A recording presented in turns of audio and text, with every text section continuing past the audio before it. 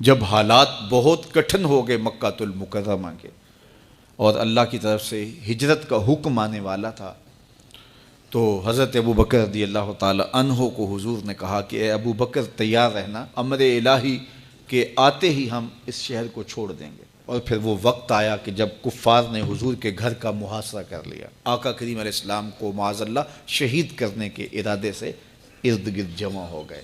آقا کریم علیہ السلام نے ہاتھ میں خاک پکڑی اور سورہ یاسین پڑھتے ہوئے ان کی آنکھوں میں جھونکتے ہوئے حضور گزر گئے اور انہیں پتہ بھی نہ چلا، اور وہ مکان کا محاصرہ کیے ساری رات کھڑے رہے۔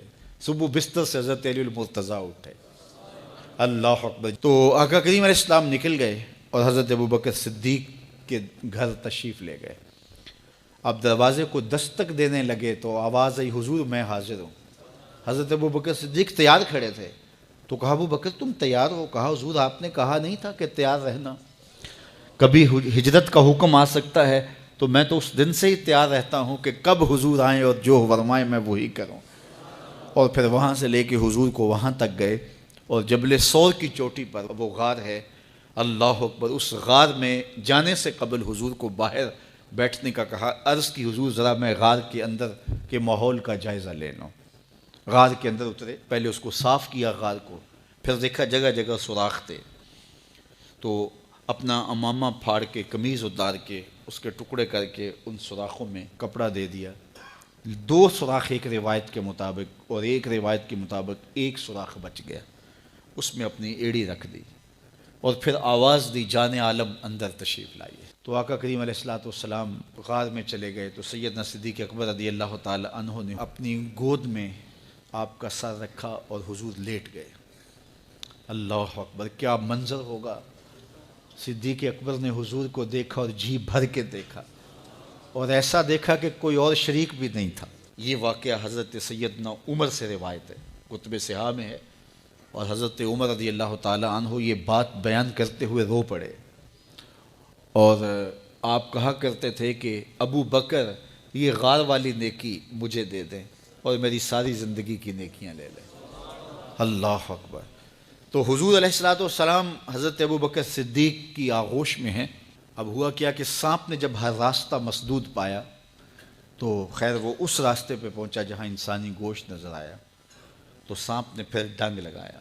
سانپ کا ڈنگ اچانک، تو انسان تو کپ کپا کے رہ جاتا ہے، اچانک تو چیونٹی کاٹ جائے تو انسان کپ کپا کے رہ جاتا ہے، چھپکلی گر جائے اچانک تو بندہ اپنے وجود کو جو ہے وہ متوازن نہیں رکھ پاتا، تو نیچے سے سانپ اور وہ ڈنگ لگا رہا ہے۔ لیکن لفظ سنیے، یہ حضرت عمر کی روایت ہے کہ حضرت سیدنا صدیق اکبر نے اپنی ٹانگ کو جنبش نہیں آنے دی، مخافۃ ان یتنبہ رسول اللہ، اس ڈر سے کہ کہیں حضور بیدار نہ ہو جائے۔ ساری توجہ ادھر رہی، بے اختیار آنکھوں سے آنسو ڈھلک پڑے، درد کی شدت اتنی تھی، اور آنسو گرے تو حضور کے رخسار پہ۔ آقا کریم بیدار ہو گئے۔ بیدار ہوتے ہی میرے حضور نے کہا، ما لک یا ابا بکر، ابو بکر کیا ہوا؟ تو یہ ہوتی ہے ہنگامی صورتحال۔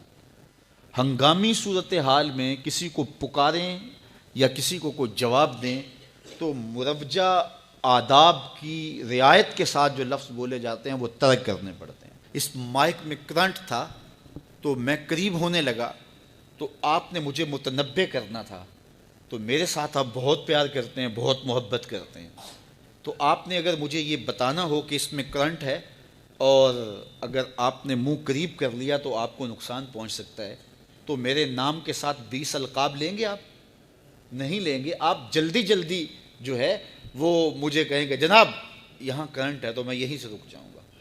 یہ تو ہے کہ آپ میرے لیے کر رہے ہیں، اور اپنے لیے کسی کو پکاریں تو پھر بھی یہی بات ہے۔ اللہ اکبر۔ اب حضور نے جب کہا نا ما لک یا ابا بکر، ابو بکر کیا ہوا، تو اب ہنگامی صورتحال تھی نا، تو فوراً کہتے لدغت، ڈسا گیا، مجھے سانپ نے ڈس لیا، فوراً یہ کہتے نا۔ لیکن حضرت ابو بکر تیری محبت پہ قربان، کائنات میں آپ نے ایسا عاشق نہیں دیکھا ہوگا، سانپ ڈنگ پہ ڈنگ لگا رہا ہے اور ٹانگ شل ہو گئی ہے، زہر سرایت کر گیا ہے۔ حضرت ابو بکر نے جواب دیا، لدغت فداک امی و ابی یا رسول اللہ، حضور میری ماں بھی آپ کے قدموں پہ قربان، میرا باپ بھی آپ کی راہوں پہ نچھاور، مجھے سانپ نے ڈس لیا ہے۔